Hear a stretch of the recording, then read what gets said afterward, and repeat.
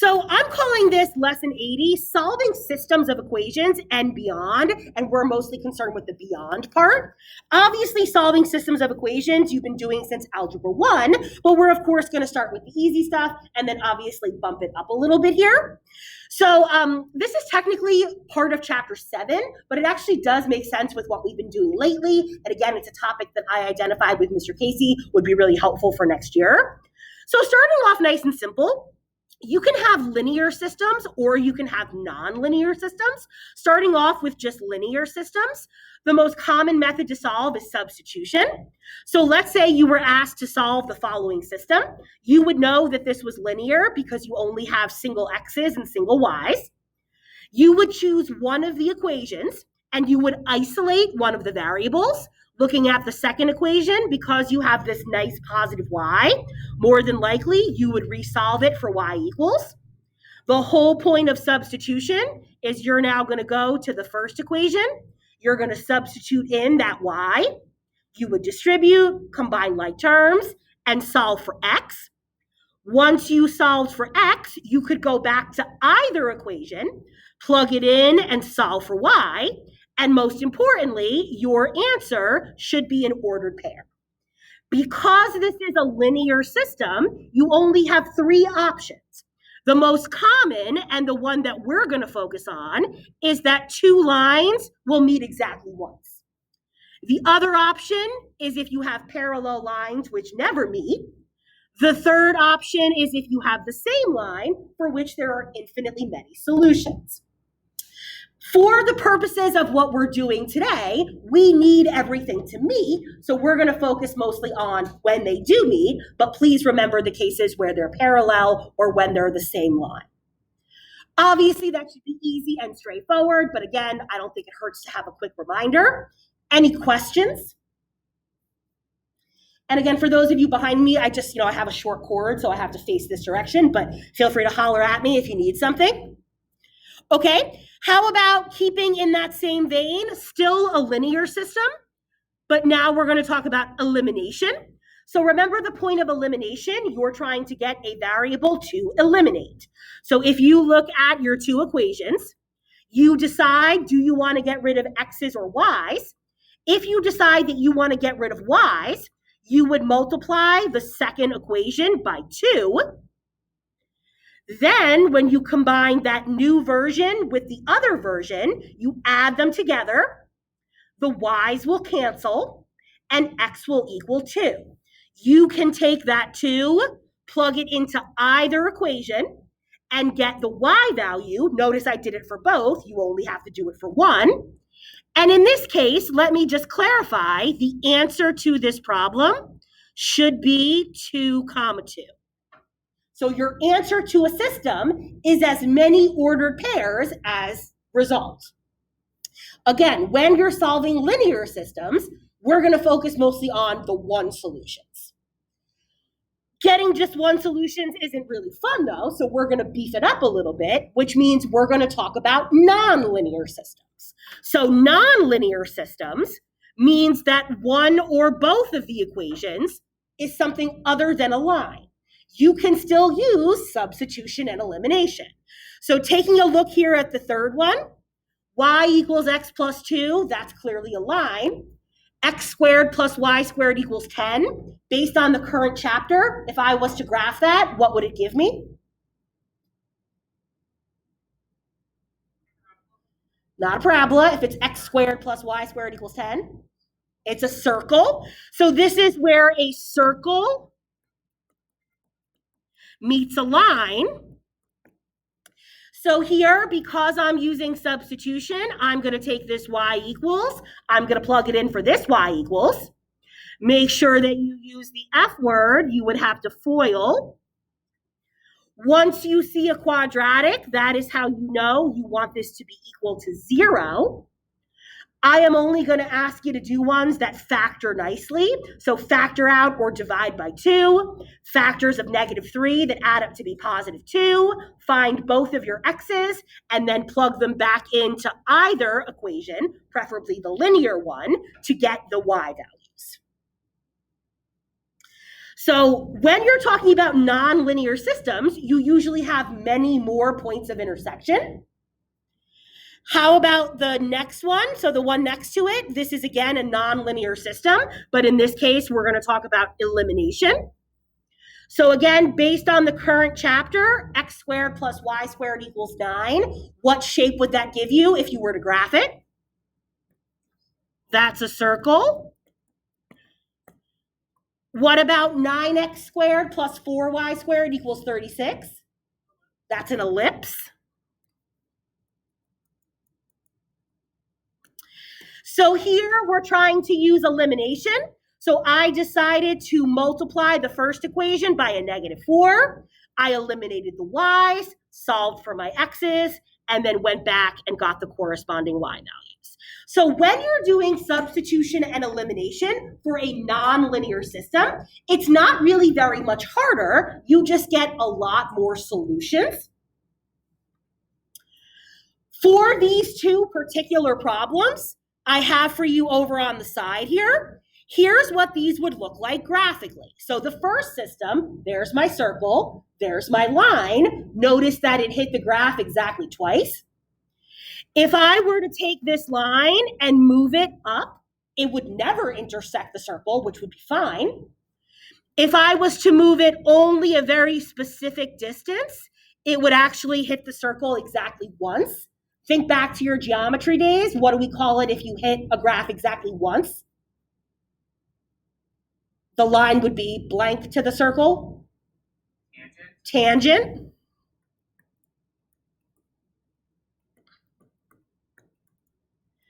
Again, from your geometry days. You don't have to write it down. I mean, you can if you want to, but I just wanted to kind of give you a visual.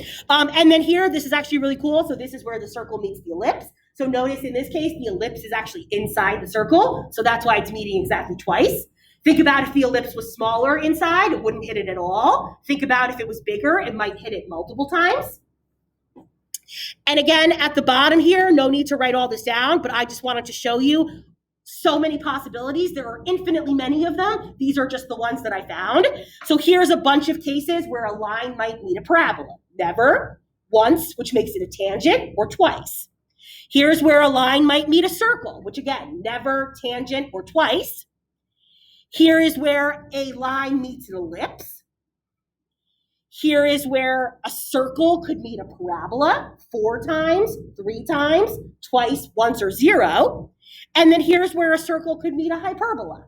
I could give you any 2 kinds of equations that I want, and you could try to find their intersections. And again, I just wanted to give you a very brief overview. So going back to the problem here, and again, if you're thinking to yourself, yeah, I know all this, I promise we're getting towards the good stuff at the end. So take a look over here on the left-hand side. Solve the system by graphing. So solving by graphing is the third option. We typically don't do it as much because it is not as exact and reliable, but when it comes to calculus, it's actually the most important part. So what we're going to do in this example is we're going to make sure you can connect the algebra to the geometry. So over here on the left-hand side, I have for you a system. It is a circle and a line. So x squared plus y squared equals 5, y equals 3x minus 5. I want to solve that system. On the left, I already solved it for you. Now we're going to confirm it algebraically. So if I was asking you, let's say on a homework, to solve this system algebraically, I would hope you would agree that substitution would be the way to go. So you're going to leave the x squared. You're going to replace the y with 3x minus 5 squared equals 5. 1,000% you should get the same answers as the left side, but I want to make sure you understand how to do both. So here, whether you have to write the FOIL out or not, here's my first. The outers and the inners would both be negative 15x, so that's a total of negative 30. Plus the last, which is 25, equals 5. I'm going to combine like terms and get it equal to 0. And then again, I could make these really hard by forcing you to use the quadratic formula, or I could leave them easy, which I chose to do. So what do all three of those values have in common? And because it's equal to 0, you can just divide the 10 away. You can also factor it out, but why not make life a little bit simpler? Again, I'm not trying to kill anybody, so factors of +2 that add up to be -3 are -1 and -2. If you're thinking to yourself, oh man, I need some factoring practice, well, that's kind of our goal for the next few weeks during AP, to review a lot of these important skills. Remember, of course, that x equals the opposite, so 1 and 2. And then finally, make sure you understand what that's telling you. The fact that you got a 1 says that 1 comma something is a solution, and 2 comma something is a solution.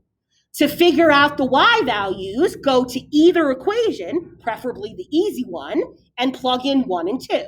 So if you plug 1 into 3x minus 5, you get 3 minus 5, which is -2, and 6 minus 5, which is 1.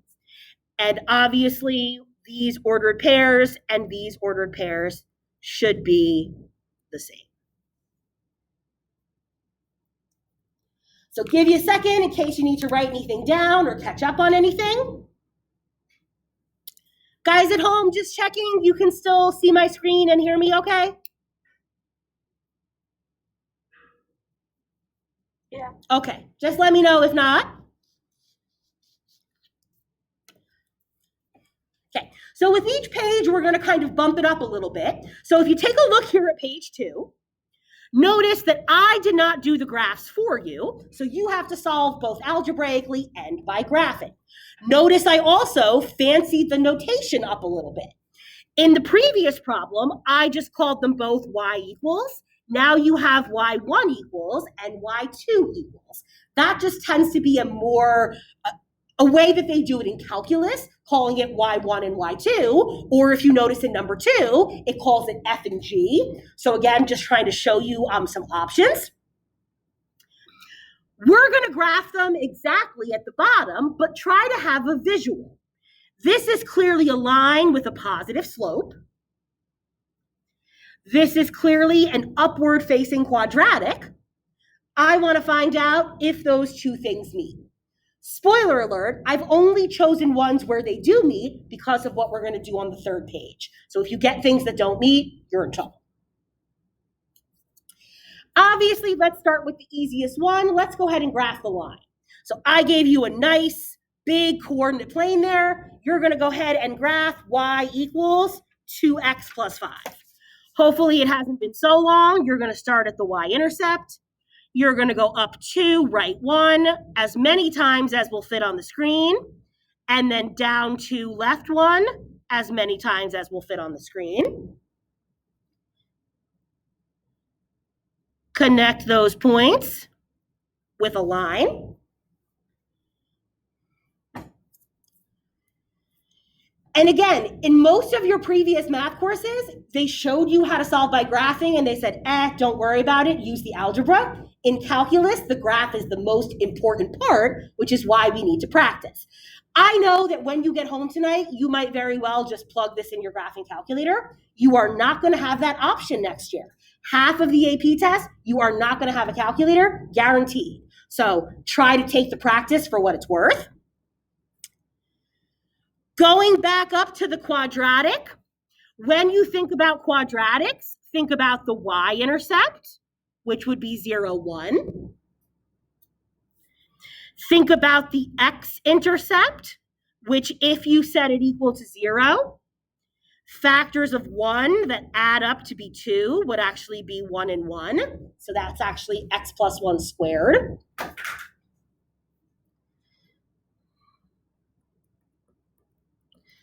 So -1 comma 0, that's the x-intercept. And then we've been talking about parabolas as conics okay, with the focus and the directrix. Now you have to shift back to the old way of quadratics. X-intercepts, Y-intercepts, and who remembers what's the most important piece of a quadratic the old way? Think about that quadratic. If I was going to graph that quadratic, what's the number one point on there that I'd want to know?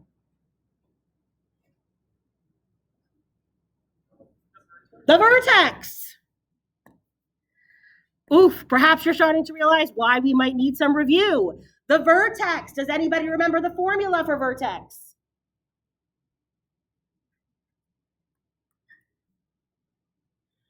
There's A's and B's in it.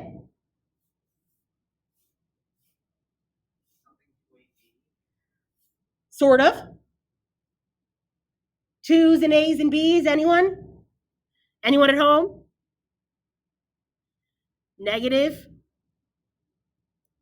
B over, okay.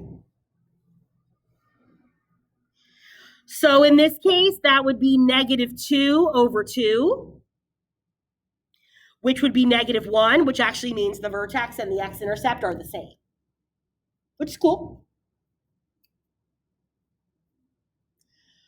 Okay, so let's take what we know so far and let's put on the graph. So 0, 1 is the y-intercept, and -1, 0 is the x-intercept. And I know the graph has to face up. Remember quadratics? Oh, sorry. I don't know what happened there.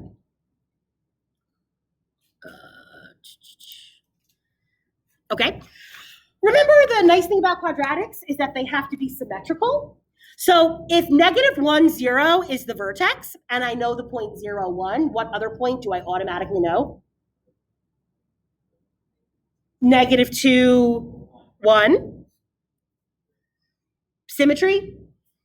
So here's the thing. I know that the graph has to face up. So look at that. I found one of the points of intersection.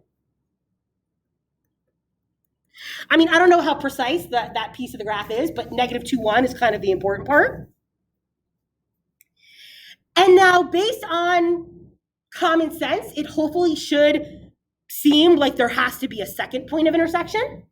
So I know that the graph is going to go here through 0, 1, and then find some more points. So how do you find some more points? Well, plug some in. So let's make a table. I know what happens at 0, so let's plug in 1. If I go back to the original and I plug a 1 in for all the x's, I'm going to get 4. So the point 1, 4, it's a nice point, but that's not an intersection. Then pick 2. If I plug 2 in for all the x's, I get 9. And would you look at that? If I now go ahead and complete my picture here, I am going to get a second point of intersection here at 2, 9. And again, this piece, goes up as well, but really the points of intersection is where the magic is going to happen. So these should absolutely be my 2 ordered pairs. And now I just want to confirm that with the algebra. So if you go back to the original problem, if one of them is y1 equals and the other is y2 equals, and you want to know where they meet, what should you do? Algebraically to solve.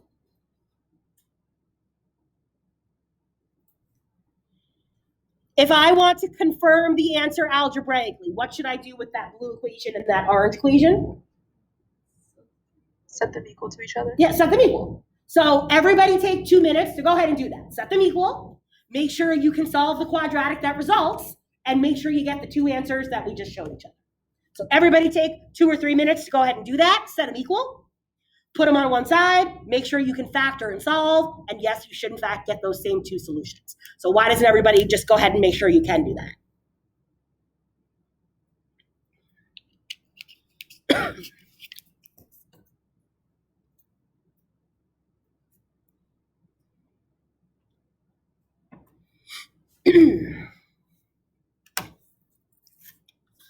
I'm only going to show that part if people have questions. So again, take another minute or two. Make sure you can do the algebra part of this.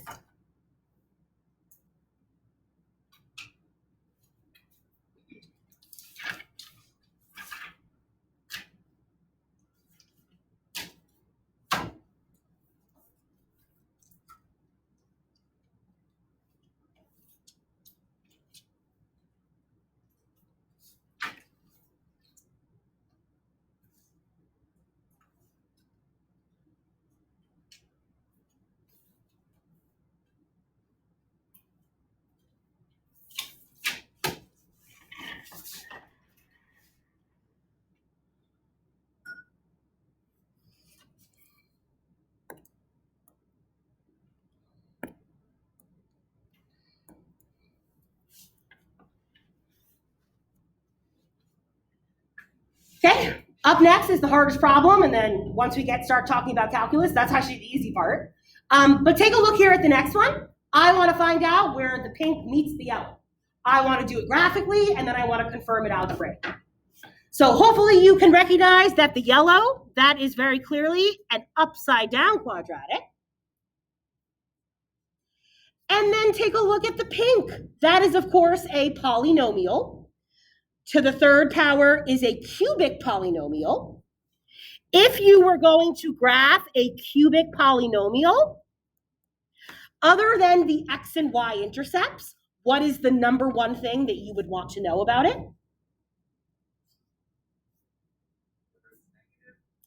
Whether it's negative, whether what's negative? Okay, I'm looking for two words here. If you're graphing polynomials other than the x and y intercepts, the most important thing you would want to know is the blank blank. And behavior. And behavior. Oof. So again, anyone who was thinking, why are we doing this? This is why. Okay, speaking of end behavior, this is a positive odd degree. Does anybody remember what is the end behavior of something that is odd positive? Down, up, okay. So that's going to be a wee bit harder, so let's leave that for a second. Let's go ahead and focus first on the quadratic. So going back to the quadratic, the y-intercept is going to be 0, 0. The x-intercept, I'm going to factor out a negative x minus 2. So I'm going to get x-intercepts of 0, 0, and 2, 0. Then I'm going to get the vertex by doing negative b over 2a. That's going to give me 1 comma something. If I go back to the original and I plug in 1, I'm going to get negative 1 plus 2 is 1. So 3 points on the quadratic so far. Let's graph them up. So again, if you go downtown to the graph, 1, 1 is the vertex, 0, 0, and 2, 0. That should hopefully seem like good news because it's supposed to face down. And then honestly, I would just pick a couple of x's and find their corresponding y's, keeping in mind you always get 2 for 1. So if you plug in 3, 3 squared is 9, make it negative is negative 9, plus 6 is negative 3. So you're going to get 3, negative 3, and then don't forget 2 for 1. You can go the other direction as well. Symmetry. Maybe you also pick 4. That would give you negative 16 plus 8 would be negative 8. And again, 2 for 1. I have very purposefully designed these problems, so anything more, you're going to be off the graph. So that'll be good for now. There's my quadratic. And again, guys, as much as I've tried to tell you to graph by hand this year, I have no way of guaranteeing that you did it. So it's very possible that if I was in your same situation, I'd be using graphing calculators all the time. I need to try to get your mental brain working again for next year. So hopefully this is helping you to do that. Any questions on the quadratic before we go back to the cubic? Okay. If we go back to the cubic, I have the end behavior. I know that the y-intercept is 0, 0.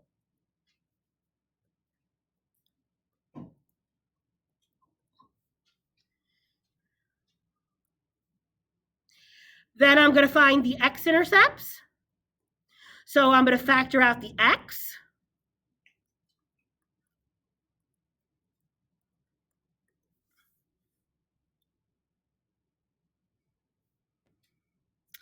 So then I'm going to factor. So because there is a 3x, I know I need an x. I know I need a 3. Multiplies to be 10. So 2 and 5 plus and minus. And again, if you're not as good of a factorer as me, you might have to do the AC method. Not the end of the world. So I'm going to get x equals 0, negative 5 over 3, and 2. And there's actually a lot of good news in that. Anything that's a value for the cubic, that's also a value for the quadratic. That's obviously where one of the intersections is. So taking all that information I have so far, I'm going to graph those up as well. So if I go back down here, I know that the x-intercepts are 2, 0, 0, 0, and then negative 5/3 is just shy of negative 2.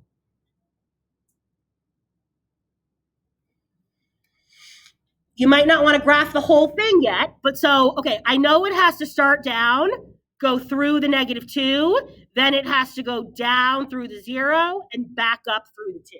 So I don't really even care how low down this goes. That's actually not my main concern. I already have those 2 points of intersection. All I have to do now is complete the picture on the left-hand side. So does that purple cubic meet that red any more places? The easiest way to confirm that for sure is just to, again, pick some values. So I already know that it has, if there was an intersection, it has to happen past the x-intercept.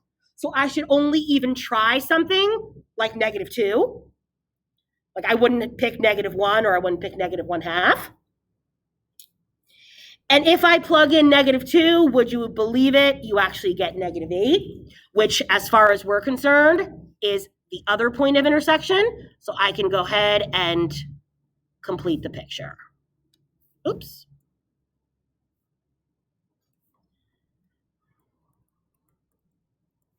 So here are my 3 points of intersection, 2, 0, 0, 0, and negative 2, negative 8. And again, if you're wondering, why are we spending all this time on the graphing, I'm going to show you on the final page. Before I do that, if everybody could take 2 minutes to confirm this algebraically, so go back to the top, set them equal, and then make sure you can solve the quadratic.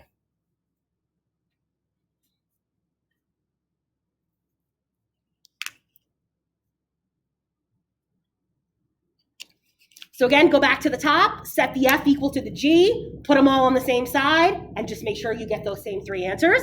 I'm pretty positive that you guys can all do the algebra. It's the geometry that I'm worried about, which is this graphing stuff. So go ahead and take another minute or 2 to do that.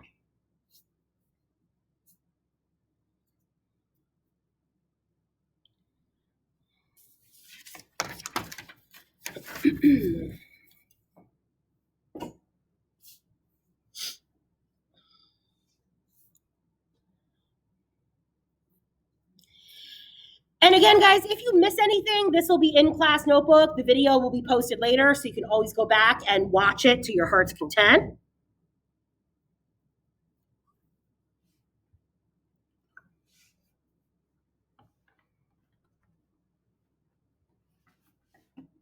And if you're wondering why this is so important, the third page is going to show you exactly why. But I'll give you one more minute in case you're finishing that algebra. And again, this is by far the easiest part, these last three.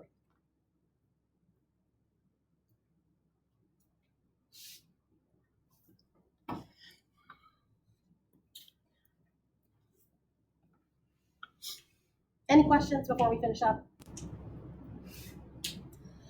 On the back, I am asking you to find the bounded region. So first a question, what's the opposite of being bounded? Unbounded. Unbounded means it goes on forever. Bounded means it's finite. If you want to actually calculate something, you need it to be bounded because you need it to be finite. So take a look here at number 3. Find the region bounded by y equals x squared, x equals 0, x equals 2, and then I actually need you to add in one more, y equals 0.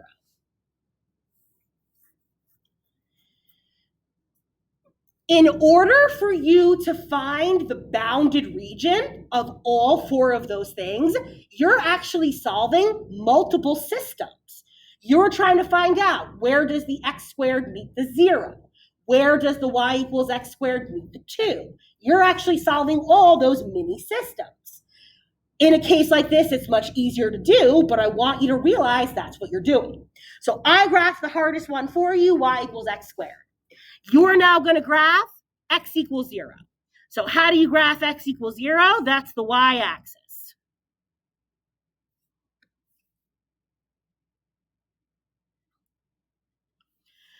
The point where that green line meets the quadratic, 0, 0, that's the solution to that mini system. That's important for our bounded region.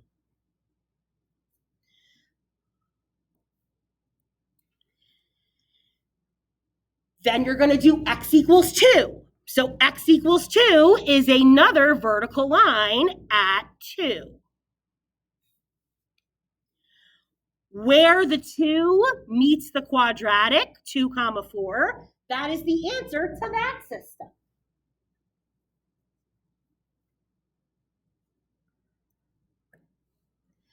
Finally, y equals 0, that's the x-axis. Where the blue meets the red, that's the answer to that system. Where the blue meets the purple, that's the answer to that system. So when they're asking you for a bounded region, you're actually finding all those points of intersection, which are the answers to all those systems. Turning it into calculus, okay, well now we're going to shade the bounded region. So the bounded region is in here.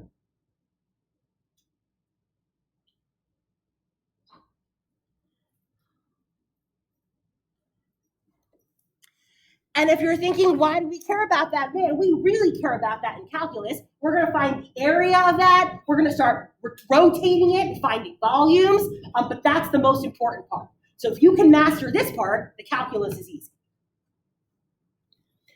I'm going to show you a couple more to finish up, but questions? And I'm not going to ask you to graph anything too crazy. So take a look here at number 2. You're trying to find the bounded region of x squared plus 2, y equals negative x, both of which I've drawn for you, and then those 2 vertical lines. So I'm going to start with x equals 0.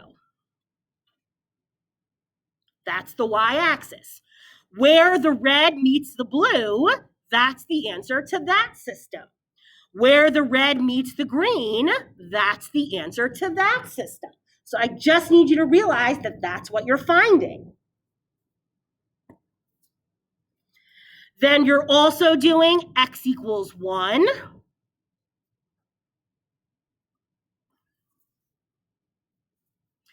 Where the purple meets the blue, that's the answer to that system. And where the purple meets the green, that's the answer to that system. If you were to graph all those correctly, here would be your bounded region. Now notice that this is kind of a strange shape, which tends to happen. Notice that part of it is in the negative compared to the first one where it was all positive, and that's all fine. You're going to learn what the important parts are next year, but I'm just trying to help you do the setup.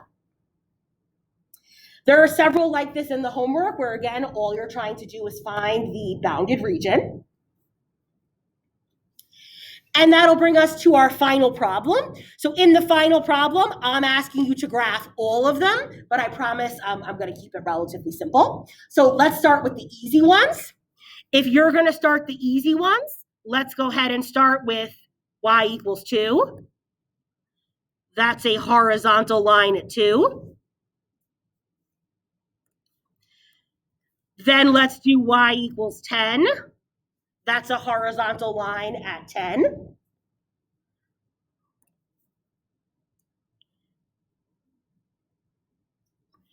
X equals 0, where the red meets the purple, and where the purple meets the green. And then I saved the best for last. Y equals 10 over x. Anybody remember what that's called? If there's x's on the bottom. Someone say something? No? All right, rational function.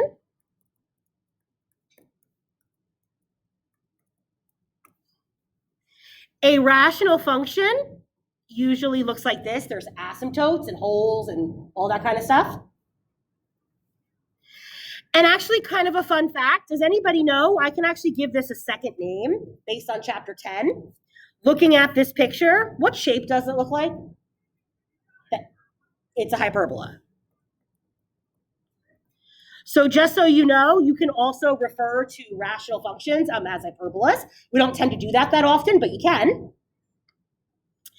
And so if you're thinking to yourself, how am I going to remember all the rules for graphing rational functions? You don't really need to. Here's what you need to do. You need to solve the system. You need to know, where does y equal 10 over x? Where does it meet both of these y equals? So where does 2 equal 10 over x? And where does 10 equal 10 over x? You have to solve the system. So if 2 equals 10 over x, what's x? 5. So 5 comma 2. If 10 equals 10 over x, what's x? 1. And then you do have to remember that it has to be a curve. And again, it keeps going, but I only really care about those two intersections. And so your bounded region would be this.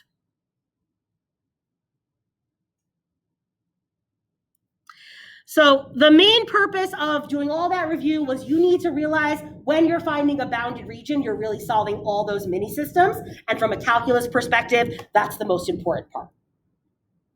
So a quick note about the homework, I focused on quality over quantity. So it's a worksheet. You have 2 systems that you have to solve graphically and algebraically, and then 4 problems where all you have to do is find the shaded region. So really should be pretty simple, quick, and straightforward.